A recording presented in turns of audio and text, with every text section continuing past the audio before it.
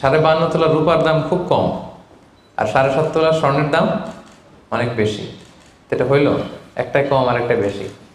ঘটনা হচ্ছে রাসূল সাল্লাল্লাহু আলাইহি ওয়াসাল্লাম যখন এই থ্রেশহোল্ডটা বেঁধে দিয়েছিলেন নিসাবটা, তখন দুইটার মান সমান ছিল।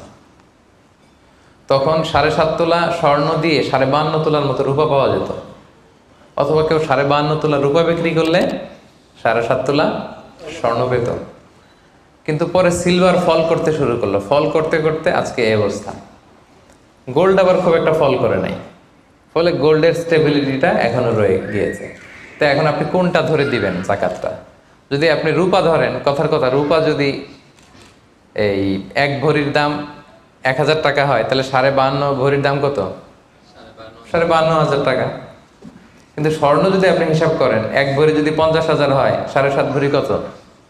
3.5 লাখ প্লাস, তাহলে প্রায় 7 গুণ কম